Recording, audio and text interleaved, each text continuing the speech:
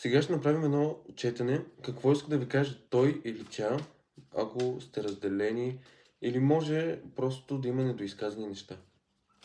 За лично таро консултации, моят инстаграм и да започваме. Какво иска да ви каже той? Първо да видим кой е той или тя.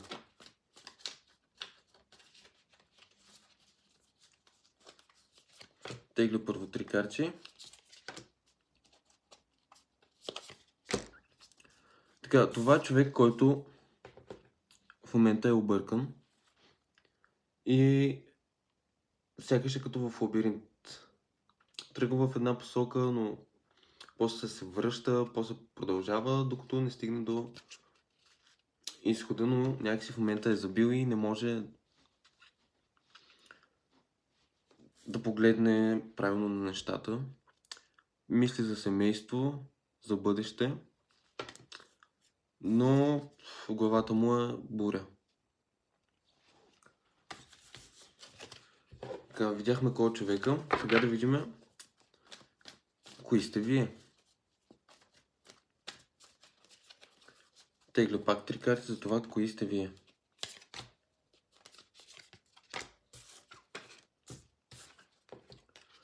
Вие обаче гледате на ситуацията като орел от високо, не изпускате нищо. Дори да има нещо дребно, орела вижда всичко. Вие във връзката, или специално за този човек, сте лечителя или лечителката, които помагат на другия човек да излезе от лабиринта и да се справи с бурята, която има. И във вас е любовта. Вие сте причината за тази любов. Вие може да я спасите. А сега да погледнем какво иска да ви каже вашия човек. Обръщайте си, ако сте момиче, го обръщате за мъж, и ако сте мъж, го обръщате за жена. Сега да видим какво иска да ви каже този човек.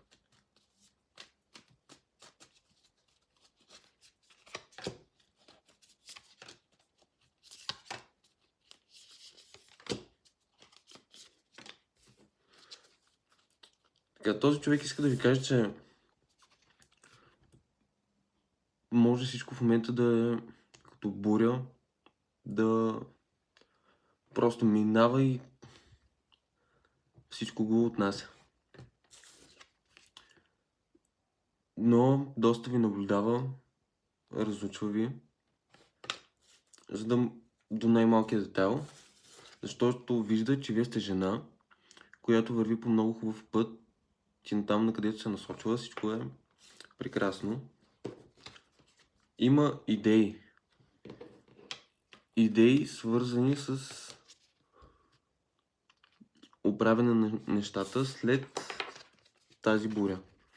Нали виждате, тук е вода и тук как вали дъжд, обаче гората е много красива. Дори да има буря, в момента има планове и идеи да оправи нещата. Сега да видим какво точно мисли да направи, за да оправи нещата.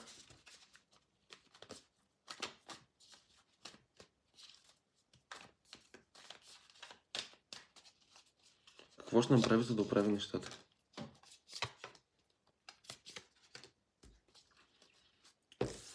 Първо, може да се отдели малко като вълк единак, да помисли над нещата, за да излезне от този лабиринт, в който пак ми излиза.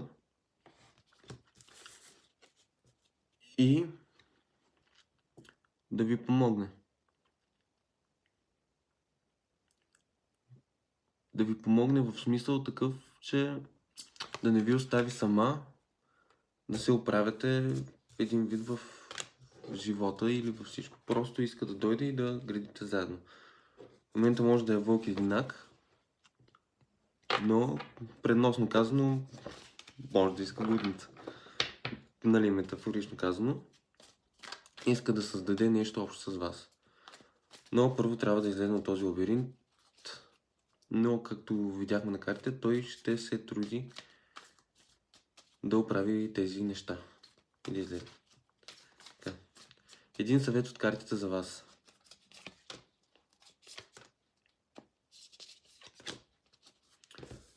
Не позволявайте на раздялата или поне на отдръпването, защото вие може да сте си обърнали гръб, но пак сте много близо. Не позволявайте на това нещо в момента да ви вкара в мисли, в размисли, в една объркана ситуация, защото ми излезна много хубава карта. Дори брак, но много хубава и чиста любов. Сега ще погледнем и развитие на тези отношения до един месец. Какво ще е развитието на тези отношения до един месец?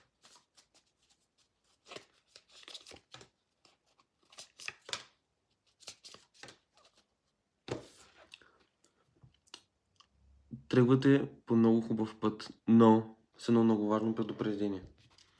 Оставяте миналите болки и минали мисли назад, за да може да продължите заедно напред. Ново начало, може дори и бебе, но по-скоро ново начало, което ви предстои. Да излезнете от този капан, в който сте се вкарали в момента, и ми излиза, че сами се вкарвате в този капан.